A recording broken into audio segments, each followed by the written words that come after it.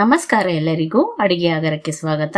Video ನೋಡ್ತಿದ್ದಾಗೆ ಗೊತ್ತಾಗಿರ್ಬೋದು, ಹೌದು, ನಾಗರ ಪಂಚಮಿಗೆ ಹಾಗೂ ಗೌರಿ ಗಣೇಶ ಹಬ್ಬಕ್ಕೆ ನಾಗಪ್ಪನಿಗೆ ನೈವೇದ್ಯವಾಗಿರುವಂತಹ ತಂಬಿಟ್ಟು ಹಾಗೆ ಎಳ್ಳುಂಡೆಯನ್ನ ಸರಿಯಾದ ವಿಧಾನದಲ್ಲಿ ಹೇಗೆ ಮಾಡೋದು ಅಂತ ತೋರಿಸ್ತಾ ಇದ್ದೀನಿ.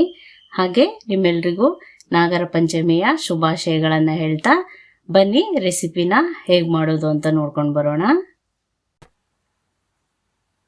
ಮೊದಲಿಗೆ ಅಕ್ಕಿ ಮತ್ತು ಎಳ್ಳನ್ನು ನೀಟಾಗಿ ಕ್ಲೀನ್ ಮಾಡಿಕೊಂಡು ಹಾಗೆ ನೀರಲ್ಲಿ ಚೆನ್ನಾಗಿ ತೊಳ್ಕೊಂಡು ಈ ರೀತಿ ಕಾಟನ್ ಬಟ್ಟೆ ಮೇಲೆ ಒಣಗೋದಕ್ಕೆ ಬಿಟ್ಟಿದ್ದೀನಿ.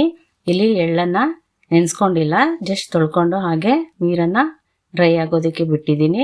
ಅಕ್ಕಿ ಮಾತ್ರ 1 ಅವರ್ ನೀರಲ್ಲಿ ನೆನೆಸ್ಕೊಂಡು ನಂತರ ಅದನ್ನು ಒಣಗೋದಕ್ಕೆ ಬಿಟ್ಟಿದ್ದೀನಿ. ನೋಡಿ, ಅಕ್ಕಿ ಒಣಗಿ ಈ ರೀತಿ ರೆಡಿಯಾಗಿದೆ. ತುಂಬ ಒಣಗಿಸ್ಕೊಳ್ಬಾರ್ದು, ಅಕ್ಕಿಲಿ ಸ್ವಲ್ಪ ಮಾಯ್ಶ್ಚರ್ ಇರಬೇಕು. ಆಗಿದ್ದಾಗಲೇ ತಂಬಿಟ್ಟು ಮಾಡಿಕೊಂಡ್ರೆ ತುಂಬ ಚೆನ್ನಾಗಿ ಬರುತ್ತೆ. ನೋಡಿ, ಇದರಲ್ಲಿ ನಾನು ಅರ್ಧ ಹಾಕ್ಕೊಂಡು ಈಗ ಮಿಕ್ಸಿ ಜಾರ್ಗೆ ಪುಡಿ ಮಾಡ್ಕೊಂಡು ಬರ್ತೀನಿ. ನೋಡಿ, ಈ ರೀತಿ ಪುಡಿ ಆಗಿದೆ. ನಾನೇನು ಇದನ್ನು ಜರಡಿ ಮಾಡ್ಕೊಳ್ಳೋದಿಲ್ಲ, ಈ ಹದದಲ್ಲಿದ್ದರೆ ಸಾಕು, ತಂಬಿಟ್ಟು ಚೆನ್ನಾಗಿ ಬರುತ್ತೆ.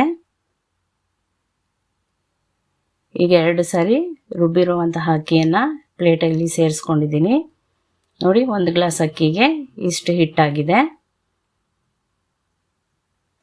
ಈ ಎಲ್ಲ ಹಿಟ್ಟನ್ನು ಜಾರಿಗೆ ಸೇರಿಸ್ಕೊತಾ ಇದ್ದೀನಿ.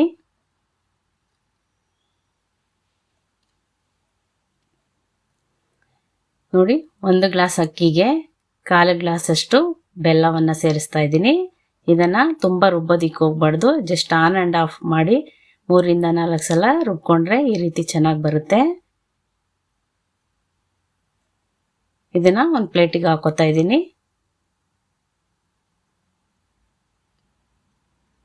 ನೋಡಿ, ಬೆಲ್ಲ ಎಲ್ಲ ತುಂಬ ಚೆನ್ನಾಗಿ ಮಿಕ್ಸ್ ಆಗಿದೆ. ಈಗ ಉಂಡೆ ಮಾಡ್ಕೊಳ್ಳೋದಷ್ಟೇ. ನಿಮ್ಗೆ ಯಾವ ಸೈಜ್ ಬೇಕೋ ಆ ಸೈಜ್ಗೆ ಉಂಡೆ ಮಾಡ್ಕೊಳ್ಳಿ.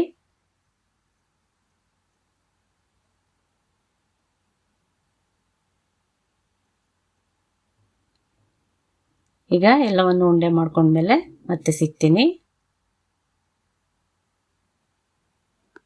ಈಗ ಎಳ್ಳನ್ನು ಮಿಕ್ಸಿ ಜಾರ್ಗೆ ಸೇರಿಸ್ಕೊಳ್ಳೋಣ. ಇಲ್ಲಿ ಅಕ್ಕಿ ಉಂಡೆ ಮಾಡ್ಕೊಂಡ್ಮೇಲೆ ಎಳ್ಳನ್ನು ಮಿಕ್ಸಿ ಜಾರ್ಗೆ ಸೇರಿಸ್ಕೊಂಡು ರುಬ್ಕೋಬೇಕಾಗುತ್ತೆ. ಎಲ್ಲವನ್ನು ಒಟ್ಟಿಗೆ ಹಾಕಿ ಪುಡಿ ಮಾಡ್ಕೊಂಡು ಬಂದಿದ್ದೀನಿ. ನೋಡಿ, ತುಂಬ ನೈಸಾಗಿ ರುಬ್ಬುವಂತಹ ಅವಶ್ಯಕತೆ ಇಲ್ಲ, ಈ ರೀತಿ ಅರ್ಧಂಬರ್ಧ ಆದರೆ ಸಾಕು. ಈಗ 1 ಗ್ಲಾಸ್ ಎಳ್ಳಿಗೆ 1/4 ಗ್ಲಾಸಷ್ಟು ಬೆಲ್ಲವನ್ನು ಸೇರಿಸಿ ಇದನ್ನು ಜಸ್ಟ್ ಆನ್ ಆ್ಯಂಡ್ ಆಫ್ ಮಾಡ್ತಾ ರುಬ್ಕೊಂಡು ಬಂದಿದ್ದೀನಿ.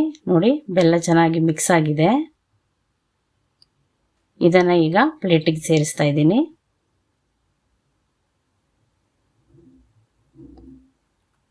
ನೋಡಿ, ಮಿಕ್ಸಿಲೇ ಎಲ್ಲ ಬೆಲ್ಲ ಚೆನ್ನಾಗಿ ಮಿಕ್ಸ್ ಆಗಿರುತ್ತೆ, ಮತ್ತೆ ಮಿಕ್ಸ್ ಮಾಡೋ ಅವಶ್ಯಕತೆ ಇಲ್ಲ. ಈಗ ಉಂಡೆ ಮಾಡ್ಕೊಳ್ಳೋಣ. ನಿಮ್ಗೆ ಯಾವ ಸೈಜಿಗೆ ಬೇಕೋ ಆ ಸೈಜ್ಗೆ ಉಂಡೆ ಮಾಡಿಕೊಂಡ್ರೆ ಪರ್ಫೆಕ್ಟಾಗಿ ಬರುತ್ತೆ.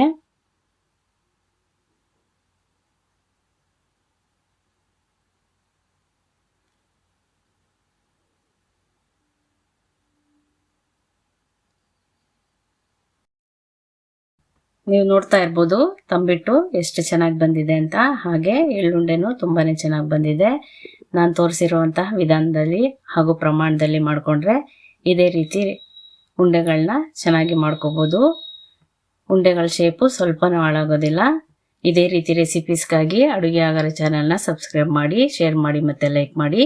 ಸಿಗೋಣ ಮತ್ತೊಂದು ಅಡುಗೆಯೊಂದಿಗೆ. ವಿಡಿಯೋ ನೋಡೋದಕ್ಕೆ ಧನ್ಯವಾದಗಳು.